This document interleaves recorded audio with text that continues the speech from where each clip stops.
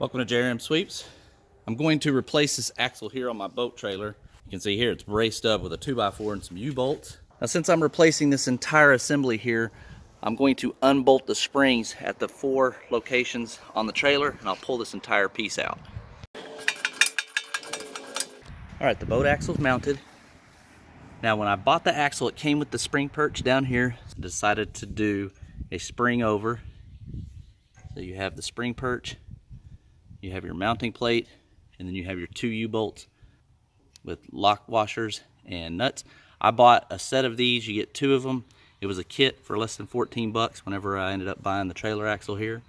And then what I also did was, before I tightened everything down, ended up measuring from the U-bolt here and just kind of picked a point. I just used this first lip and then space that out, make sure that's even on both sides. Now I'm ready to pack the hubs.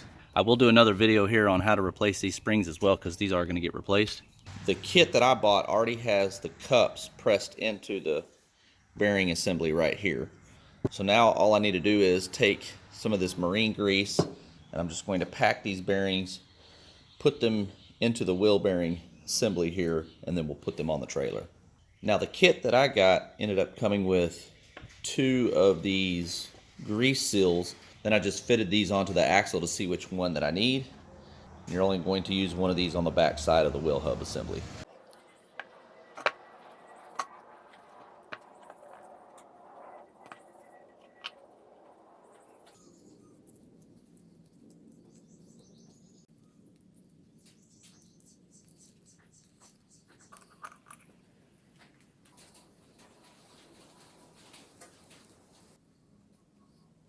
To seat this grease seal on the back, I would suggest using a block of wood here whenever you seat this seal. That way you get even pressure all the way across.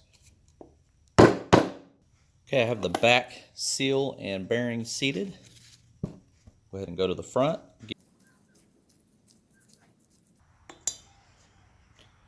Alright, so now I'm ready to go ahead and put these onto the axle. You can see here on the spindle that I have a Zerk fitting right here, and that's because I'm able to hook a grease gun up and pump grease through the spindle, and then it'll come out the back side right here where this hole is. With the grease fitting right here on the back side of the hub, this will allow for grease to pump into the hub. The kit did come with a washer. If yours doesn't come with the washer, you'll need to reuse yours.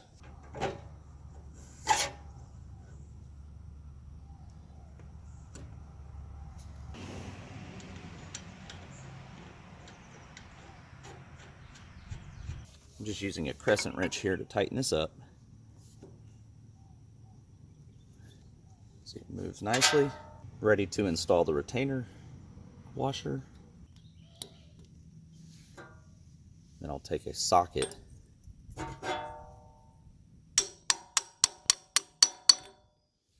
seat that on there. We'll just repeat that process on the other side.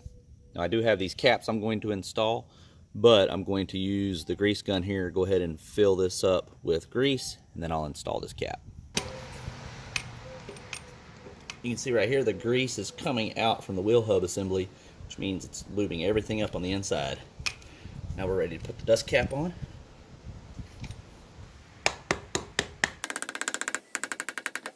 Thanks for watching.